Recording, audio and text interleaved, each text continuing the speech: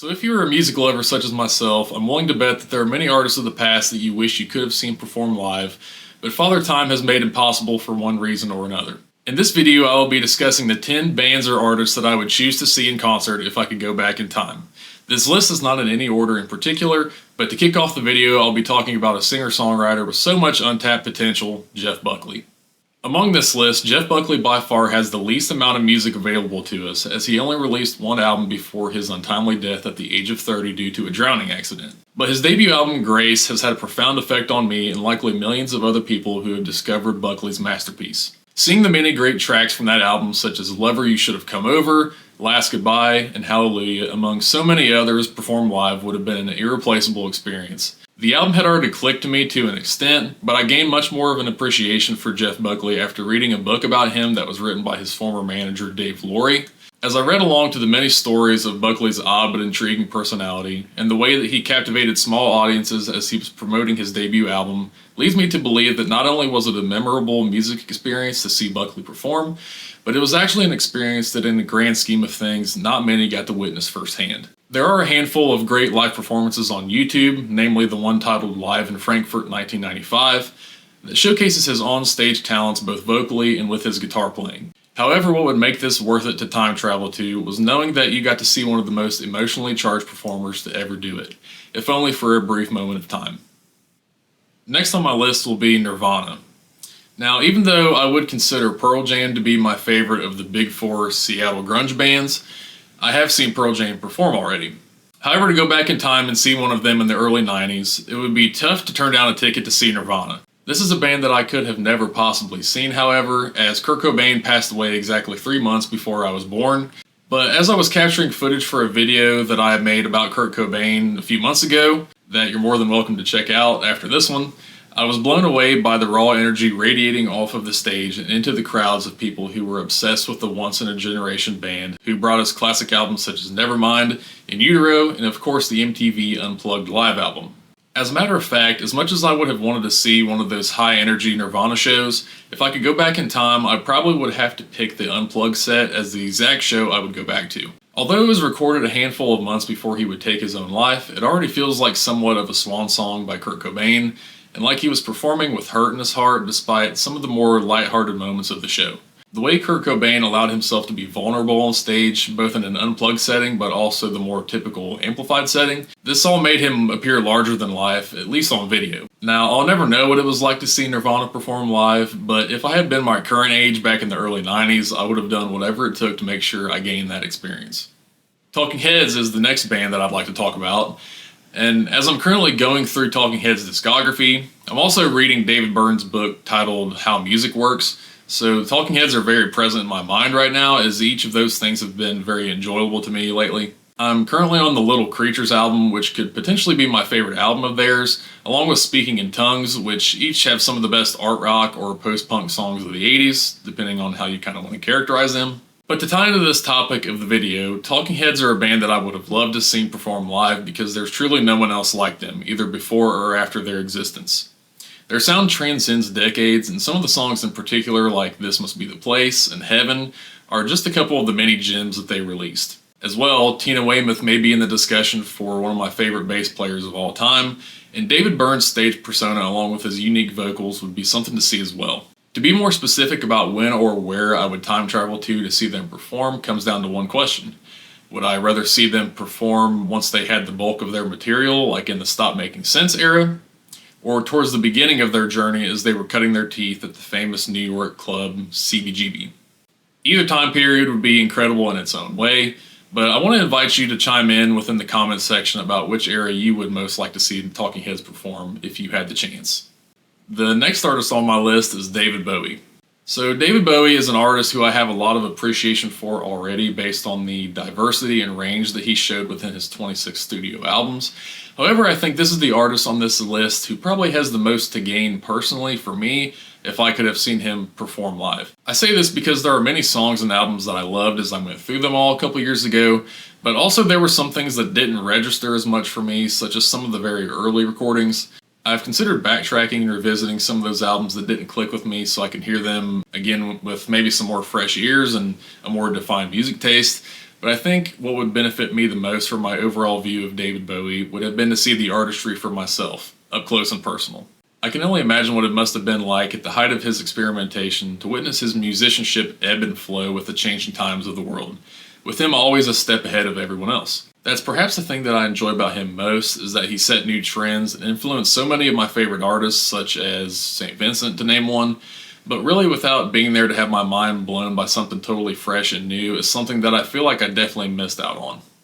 So I thought I might as well follow up my thoughts on David Bowie with someone who was just as expressive and unafraid to take risks, and that would be Prince. Where Bowie and Prince may differ for me is that Prince is someone who my appreciation is, at this moment, kind of more realized than David Bowie, as even though he has also released music that didn't click for me, there is much more that felt accessible enough where, on the first rip, I don't really have to force myself to hear the brilliance. Purple Rain is a perfect album from start to finish, and may very well be in my top 10 of my favorite albums of the 80s, with the title track being a definitive track of the era and one of those songs that just never gets old. One of the first videos I ever made on this channel back in 2024 was a video where I listed my dream set list that I would pick if I could see Prince live.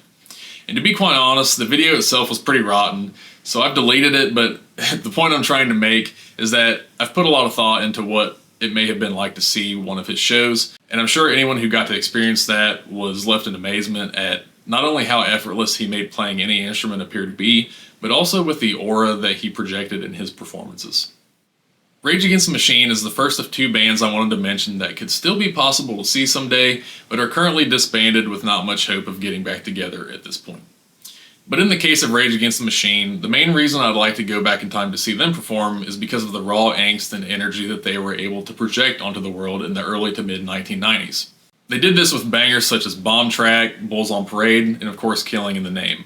I've watched so many performances here on YouTube of them electrifying massive crowds, shouting out some of the most cutting and honest lyrics of the time that punched up at authority figures who were abusing their power. Rage Against the Machine used their music as a platform to bring awareness to the injustices of the time period, and I think a band like them is what we desperately need in today's America. So I'm not saying that you would necessarily find me in the middle of a mosh pit at a Rage Against the Machine show, but if I could go back in time, I would love to experience the energy of one of their crowds, especially in a smaller venue. Faith No More is another band of that same time period that you can still technically see, but it looks like it would take a miracle for Mike Patton and the boys to give it another go at this point. The first album featuring Patton, titled The Real Thing, and then the follow-up to that one, Angel Dust, are just two masterpiece albums that I hold in very high regard. So to be specific about when I would like to time travel to for a Faith No More concert, it would be after Angel Dust's release in 1992, when I would want to see them the most. I do also appreciate the albums after that as well, but to capture most of my favorite tracks by them, that's where I would land. To speak about the main strength of this band, I feel like their ability to seem out of control but also sound tight and cohesive is a combination that always works in the realm of hard rock music. Patton's vocal range is something to behold even when he's flopping around like a fish and not taking himself too seriously. Meanwhile, the rest of the band are also true professionals, but in a more reined-in way. It's visually a perfect contrast as you're watching one of those old Faith No More performances. As well, Mike Borden is on my radar for one of my favorite drummers of all time. Someone who beats the hell out of the kit like no other, but maintains some of the tightest grooves that you'll ever hear. I can only imagine how powerful that kick drum would feel in person, but maybe someday I can experience that. Before I go any further, if you are enjoying this video and like to see more content from me in the future, subscribe here to Last Few Spins and also give this video a like, as those are super important to show the algorithm that it's worth it to push this type of content to more music lovers such as ourselves. That would be greatly appreciated. So the next artist I'd like to talk about in this video is Queen. Now Queen would be the band on this list that I'm the least familiar with in terms of their overall output, as I haven't yet been through their discography. However, all you have to do is watch their set from Live Aid in 1985 to know why this is an obvious band to have on this list. For Freddie Mercury to command over 70,000 people at Wembley Stadium the way that he did must have been something to behold. So I would time travel to that performance in particular if I had the chance. Mercury was a once-in-a-generation frontman whose attitude and confidence on stage must have been electrifying to witness firsthand. I remember one of the first CDs that I ever had as a kid was Queen's Greatest Hits, mostly only getting it because I liked We Will Rock You. But it also served as my introduction to some of the other classics such as Bohemian Rhapsody and Another One Bites the Dust. And while many of those iconic Queen tracks aren't something that I necessarily think to put on, the Freddie Mercury-led Queen is an easy choice of a band that I wish I could have seen perform live. So if you follow my channel, you know how much I love the White Stripes, and I was definitely thrilled to see Jack and Meg White be inducted into the Rock and Roll Hall of Fame this year based on their contribution to rock music in the early 2000s. And while I can still potentially see Jack White perform live, and I likely will, there seemed to be something unique and special about the connection between just Jack and Meg. Unfortunately, Meg seems to prefer life outside of the public eye, so we didn't even get to see a reunion at the induction ceremony. But I'd give anything to go back in time to see the White Stripes at a dingy little club as they were cutting their teeth. It blows my mind how much sound was able to come out of just two people, especially with Meg White's shy demeanor being tossed to the side as she delivered the attitude behind the drum kit.